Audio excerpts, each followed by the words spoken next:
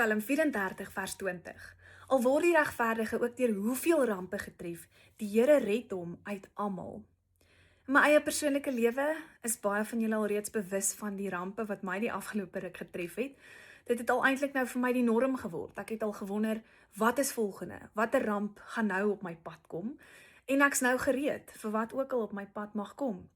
Want ek weet in hierdie tyd het ek 'n anker gehad en 'n rots gehad en die Here het my gered in elke moeilike omstandigheid. En so is dit 'n belofte waaraan jy vandag moet vashou. Die Here sal jou red uit al jou rampe. In al die moeilike omstandighede sal hy jou red en sal hy daar wees vir jou. Hy het jou nie vergeet nie, hy het jou nie verlaat nie en hy sal jou red. Redding is uniek tot elke unieke situasie. Maar God weet wat jou behoeftes is en hy weet wat jy nodig het. Redding verskyn dikwels in die vorm van bonatuurlike krag, 'n tipe veerkragtigheid om te kan sterk staan te midde van weerloosheid, te midde van onsekerheid. En dis 'n tipe vrede wat alle verstand te bowe gaan. En so ontwikkel jy diep karakter en kry jy 'n geestelike sterkheid. Jy gaan in 'n nuwe vlak van jou geestelike lewe in, wanneer jy deur 'n ramp gekonfronteer word en in 'n moeilike seisoen is, en jy besef die Here red jou in hierdie gegewe situasie. So dit is waarin die hoop lê. Jy is 'n oorwinnaar, want jy glo in 'n Jesus Christus wat reeds oorwin het. Hy het die dood oorwin. Dis 'n opgestane Jesus Christus. Hy het self die dood oorwin.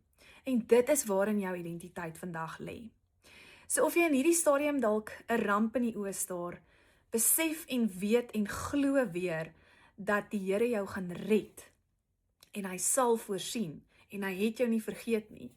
Ons as gelowiges word ongelukkig nie gevrywaar van rampe in ons lewens nie. Daar is stormtye en daar is lyding en daar is moeilike dinge waarmee ons worstel, waarvoor ons nie altyd antwoorde gaan hê nie. Maar te midde daarvan het ons iets om aan vas te hou en dit is ons anker in alle tye. Jy kan dit eerlikwaar nie op jou eie doen nie.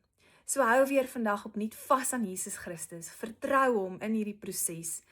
Weet dat daar 'n groter prent is. Hy sien die groter prent raak wanneer ek en jy dalk nou net die hier en nou raak sien. En vertrou die Here om jou op 'n nuwe geestelike vlak te neem, 'n verdieping in jou geloof, 'n verdieping in jou karakter, waar jy besef dit gaan nie eintlik net oor jou nie. Dit gaan oor soveel meer as jou. Eintlik gaan alles net oor hom. En hy gebruik jou slegs as instrument. Mag jou hele lewe getuig van iemand wat steeds hoop vind in ramptye. Want jy weet jou hoop en jou vertroue en jou geloof lê alles in Jesus Christus. En hy sal nooit ons teleurstel nie, want hy weet wat die behoeftes is van ons hart en hy sal voorsien en hy sal jou red. Hou vas aan hom en weet dat jy in veilige hande is. Moenie meer vrees nie, moenie meer bekommer nie.